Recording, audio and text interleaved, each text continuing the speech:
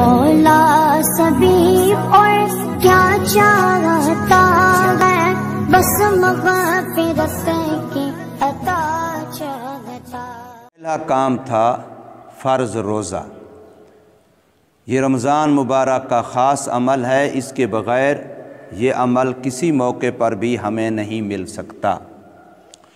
تو اس روزے کے متعلق پہلی بات تو یہ سمجھیں کہ روزہ کہتے کس کو ہیں۔ تو روزہ 3 چیزوں سے رکنے کا نام ہے۔ مفطرات ثلاثہ، حدیث پاک ہے کہ ان 3 چیزوں کو چھوڑ دینے کا نام، ان سے رک جانے کا نام روزہ ہے۔ صبح صادق ہونے سے لے کر کے مغرب کا وقت شروع ہونے تک۔ اللہ تبارک و تعالی نے قرآن مجید کے اندر ارشاد فرمایا ہے کہ روزے کو دن کے شروع ہونے سے شروع کرو اور رات کے آنے پر ختم کرو۔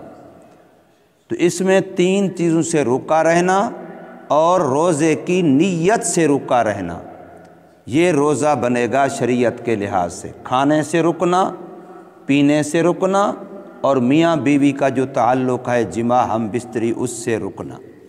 ان 3 چیزوں سے رکنے کا نام روزہ ہے۔ ان کو مفطرات ثلاثہ کہتے ہیں۔ ان میں سے اگر کوئی کام بھی بندہ دانستہ کر لے گا، ارادتاً کر لے گا، روزے کے یاد ہونے کے باوجود کر لے گا، تو رمضان مبارک کا روزہ ٹوٹ جائے گا۔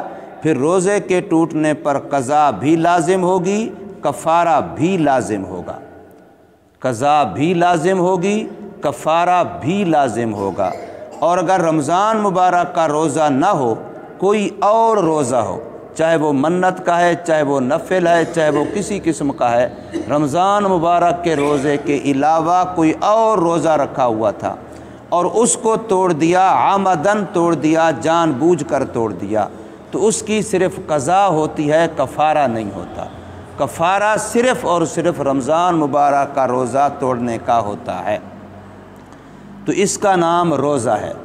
نبی پاک صلی اللہ علیہ وسلم نے ارشاد فرمایا کہ جو بندہ روزہ تو رکھتا ہے اور روزے کی حالت میں ان 3 چیزوں سے رکا رہتا ہے تو اس کا روزہ ہو جاتا ہے، لیکن اگر اس نے روزے کے دوران اپنی آنکھ کی حفاظت نہ کی، روزے کے دوران اپنی زبان کی حفاظت نہ کی، غیبت کرتا رہا، چغلیاں کرتا رہا، جھوٹ بولتا رہا، زبان گندی استعمال کرتا رہا روزے کی حالت میں، یا نگاہ غلط استعمال کرتا رہا، بد نگاہی کرتا رہا روزے کی حالت میں، یعنی اگر اور گناہوں سے نہیں بچا، بے شک کھانا بھی چھوڑ دیا، پینا بھی چھوڑ دیا، جائز کام تھے، کھانے کا قرآن مجید میں حکم ہے، پینے کا حکم ہے، حلال کھانا حلال پینا وہ چھوڑ دیا، لیکن جو کام ویسے ہی حرام تھے ان کو پھر بھی کرتا رہا روزے کی حالت میں،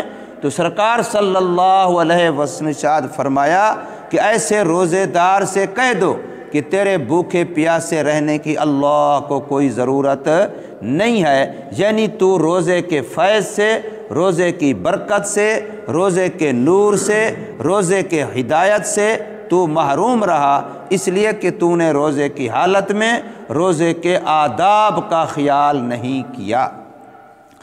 حضور صلی اللہ علیہ وسلم کا ارشاد مبارک ہے کہ جو بندہ رمضان مبارک کا روزہ رکھتا ہے ایمانا و احتسابا، کس نے تجھے مجبور کیا روزہ رکھا ہوا ہے؟ میرے ایمان کا تقاضا ہے۔ کیوں تو نے روزہ رکھا ہوا ہے؟ مجھے اللہ سے اس روزے پر اجر و ثواب کی امید ہے۔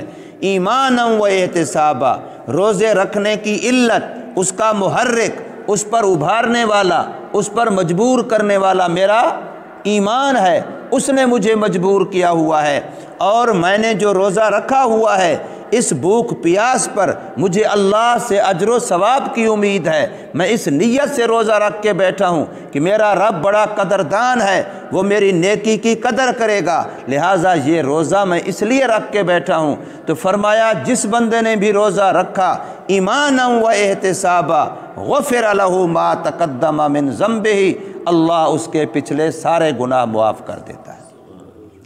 اللہ تعالیٰ اس کے پچھلے سارے گناہ معاف کر دیتا ہے۔ حدیث پاک ہے، اللہ تبارک و تعالیٰ فرماتے ہیں، حدیث قدسی سے کہتے ہیں کہ اللہ اپنے نبی سے فرماتے ہیں تو آگے بات میری یہ بتا دے، نبی پھر اللہ سے بات کہتے ہیں، اللہ فرما رہے ہیں۔ تو یہ حدیث قدسی کہلاتی ہے، حدیث قدسی ہے، نبی پاک صلی اللہ علیہ وسلم فرما رہے ہیں، اللہ فرماتے ہیں قیامت کا دن ہوگا، نیک لوگوں کی نیکیاں میرے سامنے ہوں گی اور لوگ بھی میرے سامنے ہوں گے، میں فرشتوں کو حکم دوں گا اس حج والے کو حج کا اتنا ثواب دے دو، عمرے والے کو اتنا دے دو، سخی کو اتنا دے دو، فلاں نمازی کو اتنا دے دو، فلاں کو اتنا دے دو، میں حکم دوں گا۔ لیکن جب کام آئے گا، نام آئے گا، نمبر آئے گا روزے کا، تو میں کہوں گا اب تم فرشتوں تم ہٹ جاؤ، اب اس بندے کا معاملہ اور میرا معاملہ ہے، اس لیے کہ جب اس نے روزہ رکھا ہوا تھا فرشتوں تمہیں بھی نہیں پتا تھا، میرے ساتھ معاملہ تھا کہ اس نے روزہ رکھا ہوا ہے یا روزہ نہیں رکھا ہوا۔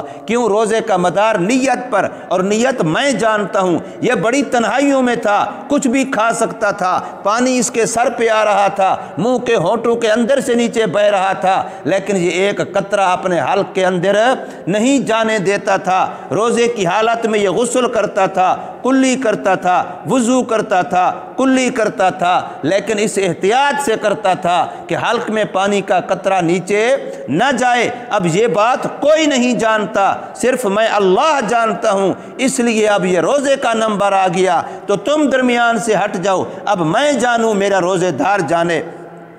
الصوم لی وانا اجزی بہ، روزہ میرے لیے تھا، اب اس کی جزا میں دوں گا براہ راست۔ ایک ترجمہ اس کا یہ کیا گیا، اور ایک حدیث کے الفاظ یوں پڑھے گئے، الصوم لی وانا اجزا بہ، یہ روزہ میرے لیے ہے، اس کی جزا میں خود ہوں۔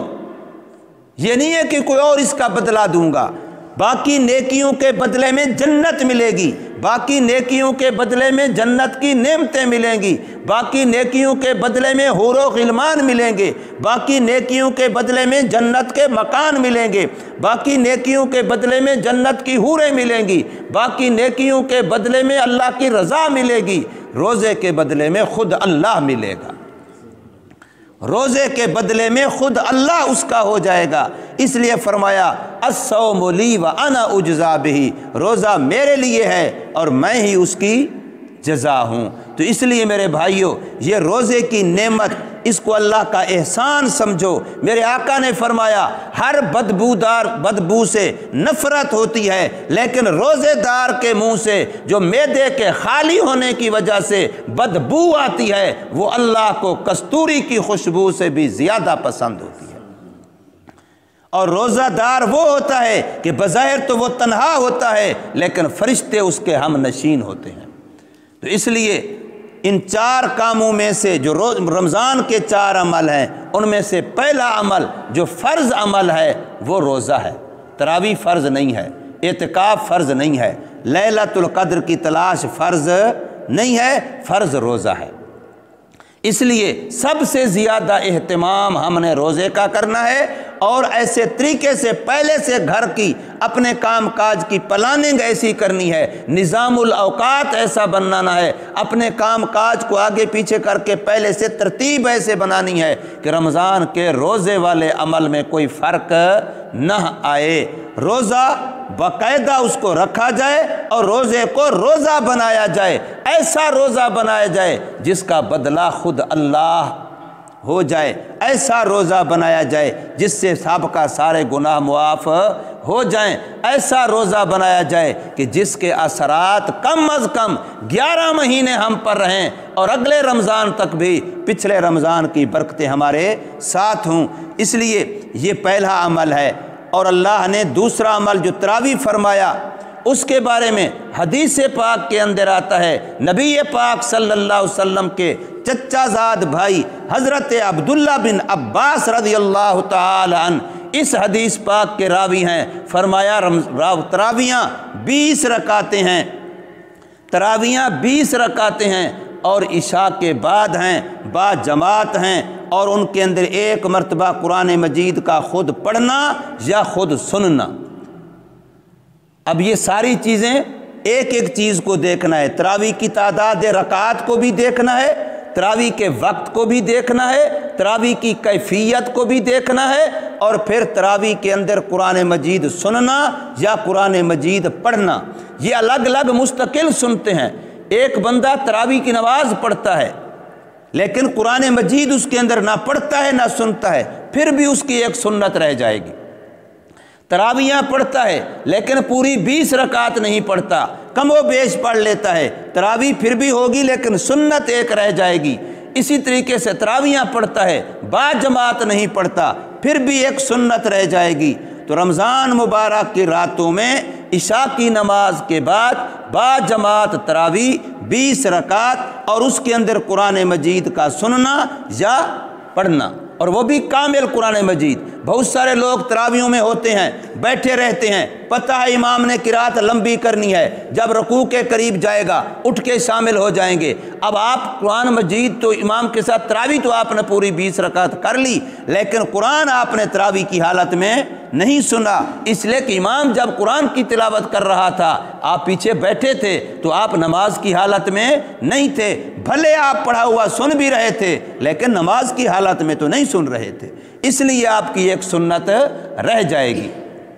تو ان ساری چیزوں کا اہتمام کرنا یہ دوسرا عمل ہے رمضان مبارک کا، تراویح کا۔ اس کے بارے میں بھی حضور صلی اللہ علیہ وسلم کی حدیث ہے، من قام رمضان ایمانا و احتسابا غفر له ما تقدم من ذنبہ، جس نے رمضان مبارک کی راتوں کا قیام یعنی تراویح کا اہتمام کیا تو اللہ اس کے پچھلے سارے گناہ معاف کر دیتا ہے، اور یہی وعدہ اللہ کا اعتکاف پر ہے، من اعتکف عشرۃ اخیرۃ رمضان، جس نے رمضان کے آخری عشرے کا اعتکاف کر لیا غفر له ما تقدم من ذنبہ، اس کے پچھلے سارے گناہ معاف۔